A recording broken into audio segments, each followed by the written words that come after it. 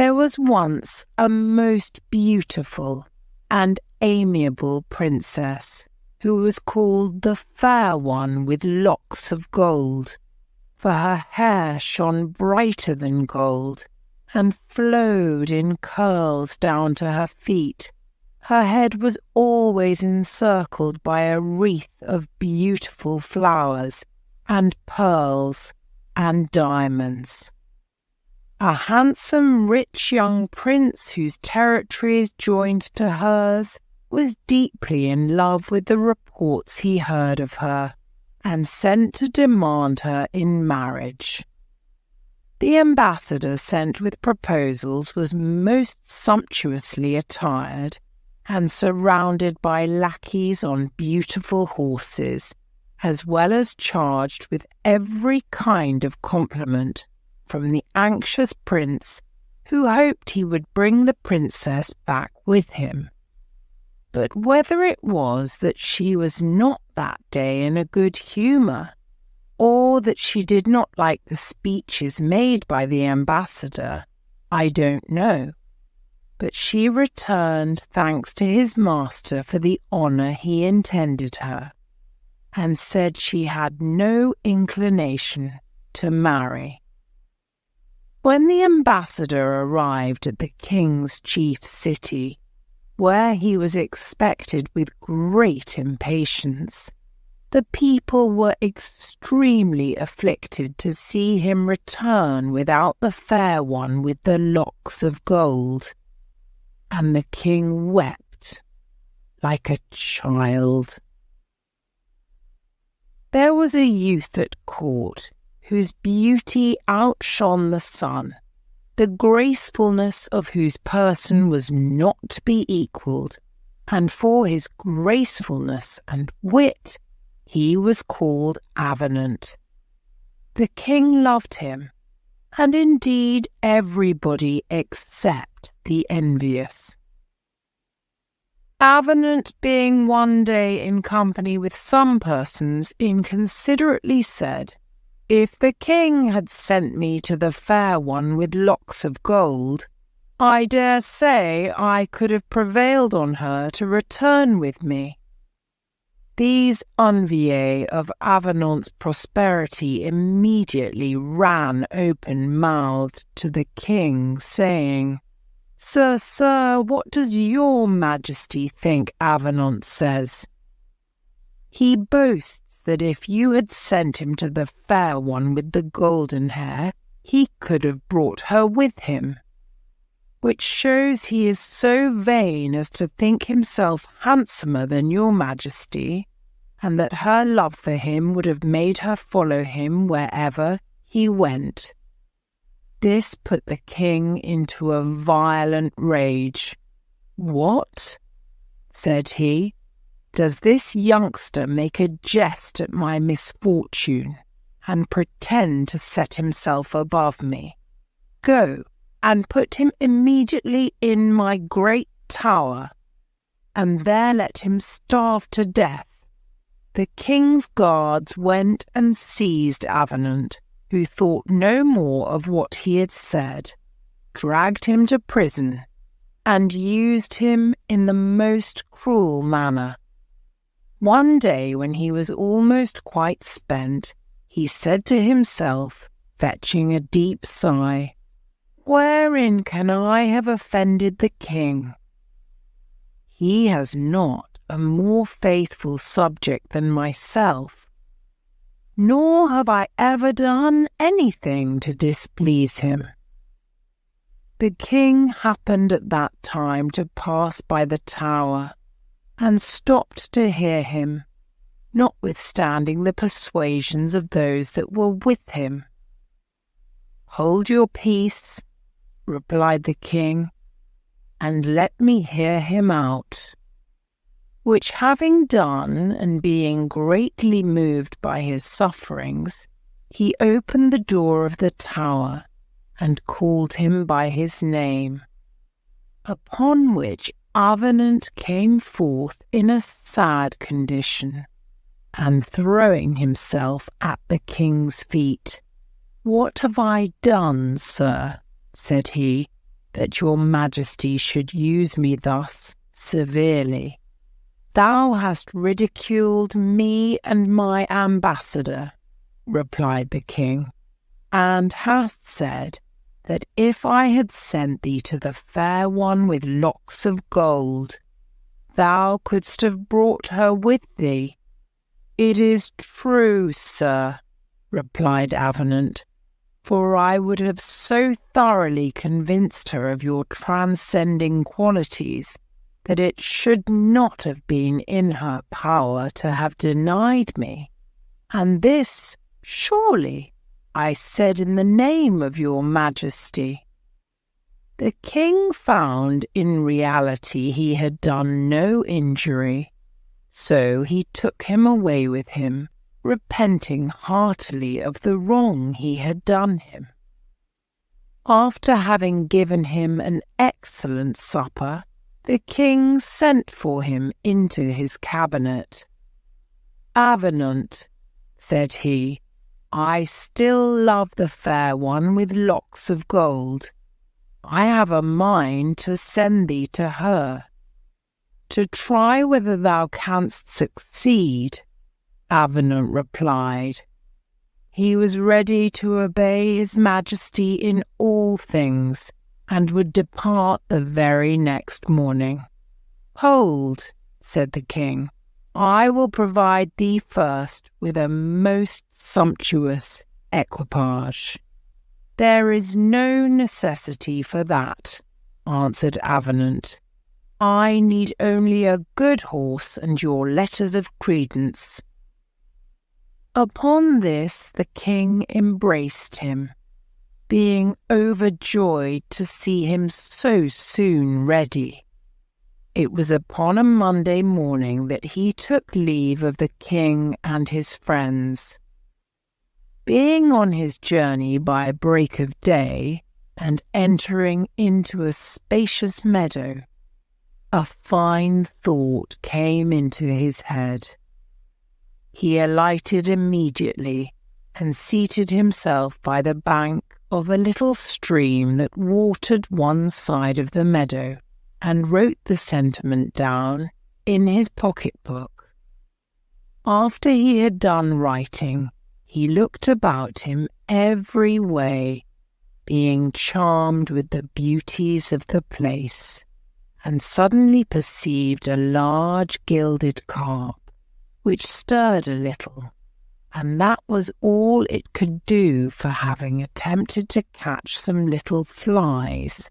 It had lapped so far out of the water as to throw itself upon the grass, where it was almost dead, not being able to recover its natural element.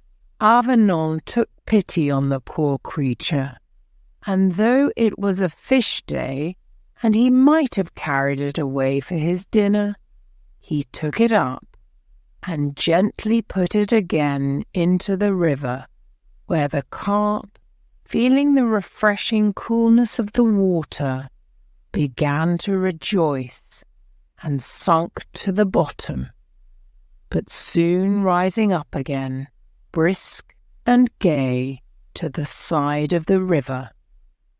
Avenant, said the carp, I thank you for the kindness you have done me. Had it not been for you, I had died. But you have saved my life, and I will reward you. After this short compliment, the carp darted itself to the bottom of the water, leaving Avenant not a little surprised at its wit and great civility. Another day, as he was pursuing his journey, he saw a crow in great distress. Being pursued by a huge eagle, he took his bow, which he always carried abroad with him, and aiming at the eagle, let fly an arrow, which pierced him through the body, so that he fell down dead, which the crow, seeing, came in an ecstasy of joy, and perched upon a tree. Avenant, said the crow, You have been extremely generous to succour me, who am but a poor wretched crow, but I am not ungrateful, and will do you as good a turn." Avenant admired the wit of the crow, and continuing his journey, he entered into a wood so early one morning that he could scarcely see his way, where he heard an owl crying out like an owl in despair. So looking about everywhere, he at length came to a place where certain fowlers had spread their nets in the night time to catch little birds. "What pity 'tis," said he, "men are only made to torment one another, or else to persecute poor animals who never do them any harm." So saying, he drew his knife, cut the cords, and set the owl at liberty, who, before he took wing, said, "Avenant, the fowlers are coming. I should have been taken and must have died without your assistance. I have a grateful heart and will remember it." These were the 3 most remarkable adventures that befell Avenant in his journey, and when he arrived at the end of it, he washed himself, combed and powdered his hair, and put on a suit of cloth of gold, which having done, he put a rich embroidered scarf about his neck with a small basket, wherein was a little dog which he was very fond of. And Avenant was so amiable, and did everything with so good a grace, that when he presented himself at the gate of the palace, all the guards paid him great respect, and every one strove who should first give notice to the fair one with locks of gold, that Avenant, the neighbouring king's ambassador, demanded audience. The princess, on hearing the name of Avenant, said, "It has a pleasing sound, and I dare say he is agreeable and pleases everybody." And she said to her maids of honour, "Go fetch me my rich embroidered gown of blue satin, dress my hair, and bring my wreaths of fresh flowers.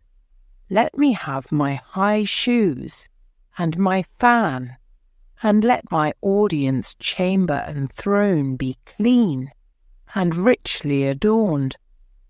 For I would have him everywhere with truth say that I am really the fair one with locks of gold." Thus all her women were employed to dress her as a queen should be. At length she went to her great gallery of looking-glasses to see if anything was wanting, after which she ascended her throne of gold, ivory, and ebony, the fragrant smell of which was superior to the choicest balm. She also commanded her maids of honour to take their instruments and play to their own singing so sweetly that none should be disgusted. Avenant was conducted into the chamber of audience, where he stood so transported with admiration that, as he afterwards said, he had scarcely power to open his lips.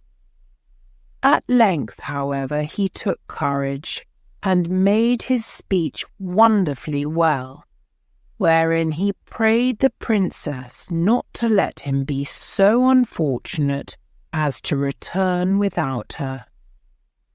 "Gentle Avenant," said she, "all the reasons you have laid before me are very good, and I assure you, I would rather favour you than any other. But you must know, about a month since, I went to take the air by the side of a river with my maids of honour. As I was pulling off my glove, I pulled a ring from my finger, which by accident fell into the river. This ring I valued more than my whole kingdom, whence you may judge how much I am afflicted by the loss of it. And I have made a vow never to hearken to any proposals of marriage, unless the ambassador who makes them shall also bring my ring. This is the present which you have to make me. Otherwise you may talk your heart out, for months and even years shall never change my resolution." When he returned to his lodgings, he went to bed supperless, and his little dog, who was called Cabriole, made a fasting night of it too, and went and lay down by his master, who did nothing all night but sigh and lament, saying, "How can I find a ring that fell into a great river a month ago? It would be folly to attempt it." The princess enjoined me this task merely because she knew it was impossible, he continued, greatly afflicted, which Cabriole observing said, "My dear master, pray do not despair of your good fortune, for you are too good to be unhappy. Therefore, when it is day, let us go to the riverside." Avenant made no answer, but gave his dog 2 little cuffs with his hand, and being overwhelmed with grief, fell asleep.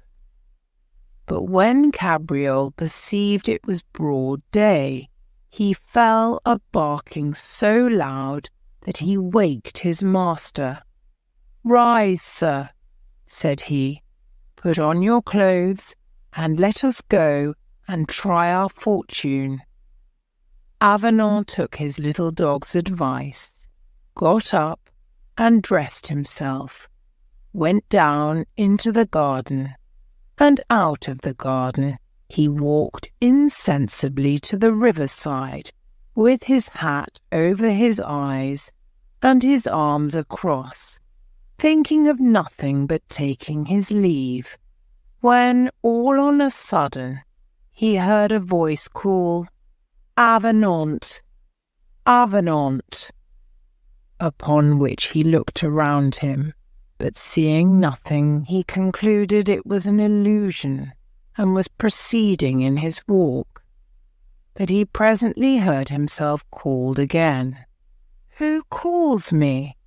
said he. Cabriole, who was very little and looked closely into the water, cried out, "Never believe me, if it is not a gilded carp."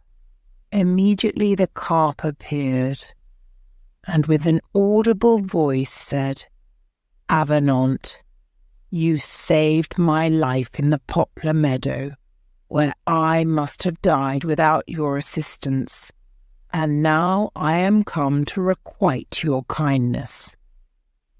Here, my dear Avenant, here is the ring which the fair one with locks of gold dropped into the river." Upon which he stooped and took it out of the carp's mouth, to whom he returned 1,000 thanks. And now, instead of returning home, he went directly to the palace with little Cabriole, who skipped about and wagged his tail for joy that he had persuaded his master to walk by the side of the river. The princess being told that Avenant desired an audience, "Alas," said she, "the poor youth has come to take his leave of me. He has considered what I enjoined him as impossible, and is returning to his master."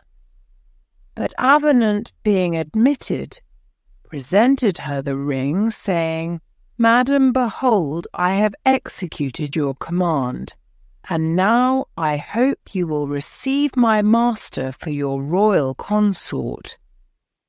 When she saw her ring, and that it was no ways injured, she was so amazed that she could hardly believe her eyes. "Surely, courteous Avenant," said she, "you must be favoured by some fairy, for naturally this is impossible." "Madam," said he, "I am acquainted with no fairy, but I was willing to obey your command." "Well then, seeing you have so good a will," continued she, "you must do me another piece of service, without which I will never marry.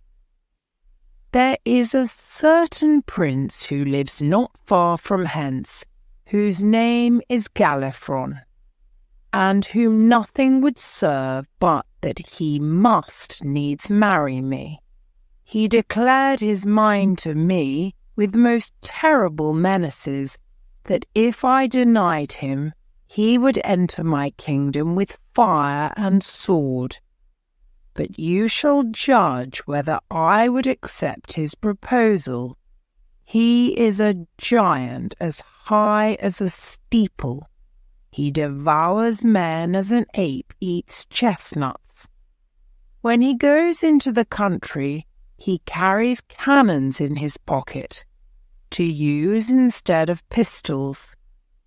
And when he speaks aloud, he deafens the ears of those that stand near him. I answered him that I did not choose to marry, and desired him to excuse me. Nevertheless, he has not ceased to persecute me, and has put an infinite number of my subjects to the sword. Therefore, before all other things, you must fight him, and bring me his head." Avenant was somewhat startled by this proposal, but, having considered it a while, "Well, madam," said he, "I will fight this Galifron. I believe I shall be vanquished, but I will die like a man of courage." The princess was astonished at his intrepidity, and said 1,000 things to dissuade him from it, but all in vain. At length he arrived at Galifron's castle, the roads all the way being strewed with the bones and carcasses of men, which the giant had devoured or cut in pieces. It was not long before Avenant saw the monster approach, and he immediately challenged him. But there was no occasion for this, for he lifted his iron mace, and had certainly beat out the gentle Avenant's brains at the first blow, had not a crow at that instant perched upon the giant's head, and with his bill pecked out both his eyes. The blood trickled down his face, whereat he grew desperate, and laid about him on every side. But Avenant took care to avoid his blows, and gave him many great wounds with his sword, which he pushed up to the very hilt, so that the giant fainted and fell down with loss of blood. Avenant immediately cut off his head, and while he was in an ecstasy of joy for his good success, the crow perched upon a tree, and said, "Avenant, I did not forget the kindnesses I received at your hands when you killed the eagle that pursued me. I promised to make you amends, and now I have been as good as my word." "I acknowledge your kindness, Mr. Crow," replied Avenant. "I am still your debtor and your servant." So saying, he mounted his courser and rode away with the giant's horrid head. When he arrived at the city, everybody crowded after him, crying out, "Long live the valiant Avenant who has slain the cruel monster!" So that the princess, who heard the noise and trembling for fear she should have heard of Avenant's death, durst not inquire what was the matter. But presently after she saw Avenant enter with the giant's head, at the sight of which she trembled, though there was nothing to fear. "Madam," said he, "behold, your enemy is dead, and now, I hope, you will no longer refuse the king, my master." "Alas," replied the fair one with locks of gold, "I must still refuse him, unless you can find means to bring me some of the water of the gloomy cave." "Not far from hence," continued she, "there is a very deep cave, about 6 leagues in compass, the entrance into which is guarded by 2 dragons.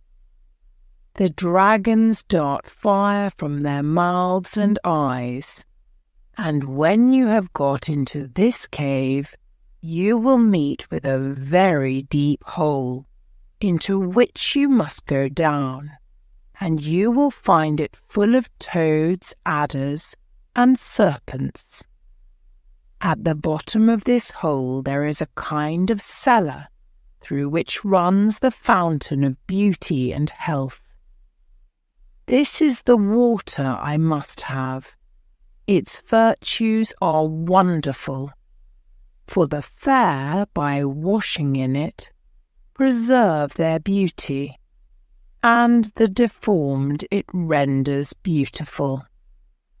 If they are young, it preserves them always youthful, and if old, it makes them young again. Now judge you, Avenant, whether I will ever leave my kingdom without carrying some of this water along with me."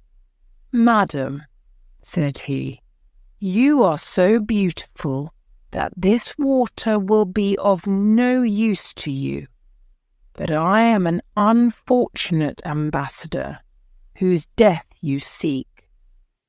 However, I will go in search of what you desire, though I am certain never to return."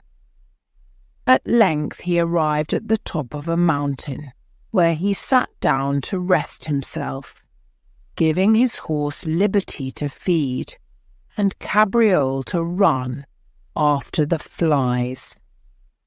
He knew that the gloomy cave was not far off, and looked about to see whether he could discover it, and at length he perceived a horrid rock as black as ink, whence issued a thick smoke. And immediately after he spied one of the dragons casting forth fire from his jaws and eyes.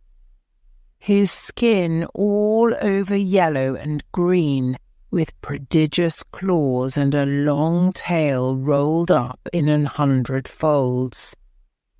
Avenant, with a resolution to die in the attempt, drew his sword, and with the phial which the fair one with locks of gold had given him to fill with the water of beauty, went towards the cave, saying to his little dog, "Cabriole, here is an end of me. I never shall be able to get this water. It is so well guarded by the dragons. Therefore, when I am dead, fill this phial with my blood, and carry it to my princess, that she may see what her severity has cost me. Then go to the king, my master, and give him an account of my misfortunes." While he was saying this, he heard a voice call, "Avenant, Avenant." "Who calls me?" said he.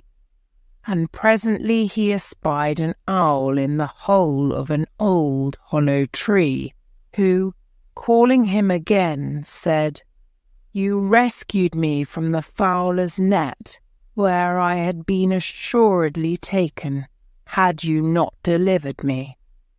I promised to make you amends, and now the time is come. Give me your phial. I am acquainted with all the secret inlets into the gloomy cave, and will go and fetch you the water of beauty." Avenant most gladly gave the phial, and the owl, entering without any impediment into the cave, filled it, and in less than a quarter of an hour returned with it well stopped. Avenant was overjoyed at his good fortune, gave the owl 1,000 thanks, and returned with a merry heart to the city. Being arrived at the palace, he presented the phial to the fair one with locks of gold, who had then nothing further to say. She returned Avenant thanks, and gave orders for everything that was requisite for her departure, after which she set forward with him. The fair one with locks of gold thought Avenant very amiable, and said to him sometimes upon the road, "If you had been willing, I could have made you a king, and then we need not have left my kingdom." But Avenant replied, "I would not have been guilty of such a piece of treachery to my master for all the kingdoms of the earth, though I must acknowledge your beauties are more resplendent than the sun."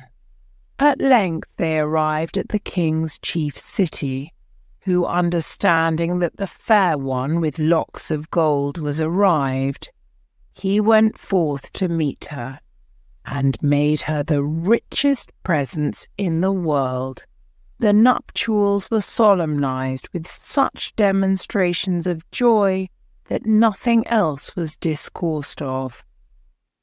But the fair one with locks of gold, who loved Avenant in her heart, was never pleased but when she was in his company, and would be always speaking in his praise.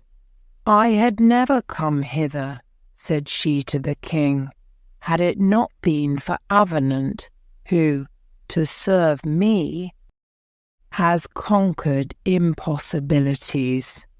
You are infinitely obliged to him.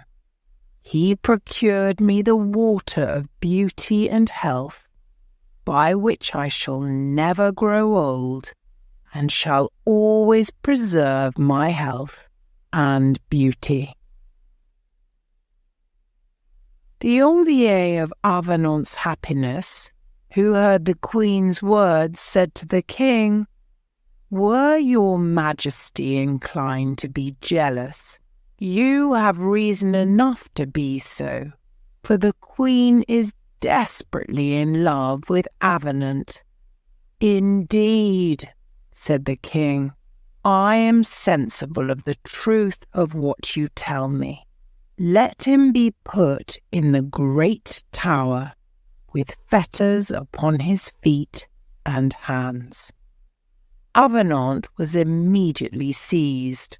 However, his little dog, Cabriole, never forsook him, but cheered him the best he could, and brought him all the news of the court. When the fair one with locks of gold was informed of his misfortunes, she threw herself at the king's feet, and all in tears besought him to release Avenant out of prison.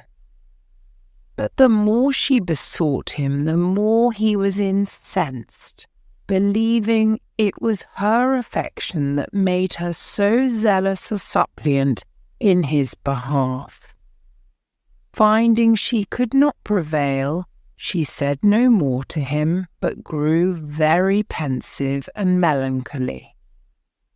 The king took it into his head that she did not think him handsome enough, so he resolved to wash his face with the water of beauty, in hopes that the queen would then conceive a greater affection for him than she had.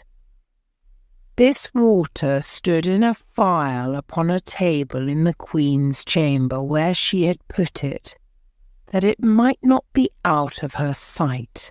But one of the chambermaids, going to kill a spider with her besom, by accident threw down the phial and broke it, so that the water was lost.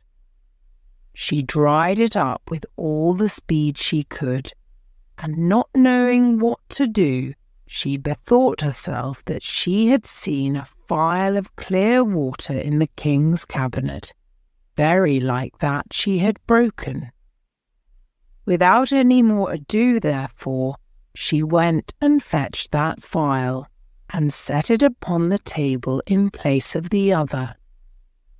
This water, which was in the king's cabinet, was a certain water which he made use of to poison the great lords and princes of his court when they were convicted of any great crime, to which purpose, instead of cutting off their heads or hanging them, he caused their faces to be rubbed with this water, which cast them into so profound a sleep that they never waked again. Now the king one evening took this phial and rubbed his face well with the water, after which he fell asleep and died. Cabriole was one of the first that came to a knowledge of this accident, and immediately ran to inform Avenant of it, who bid him go to the fair one with locks of gold, and remind her of the poor prisoner. Cabriole slipped unperceived through the crowd, for there was a great noise and hurry at court upon the king's death. And getting to the queen, "Madam," said he, "remember poor Avenant." She presently called to mind the afflictions he had suffered for her sake and his fidelity. Without speaking a word, she went directly to the great tower, and took off the fetters from Avenant's feet and hands herself, after which, putting the crown upon his head and the royal mantle about his shoulders, "Amiable Avenant," said she, "I will make you a sovereign prince and take you for my consort." Avenant threw himself at her feet, and in terms the most passionate and respectful returned her thanks.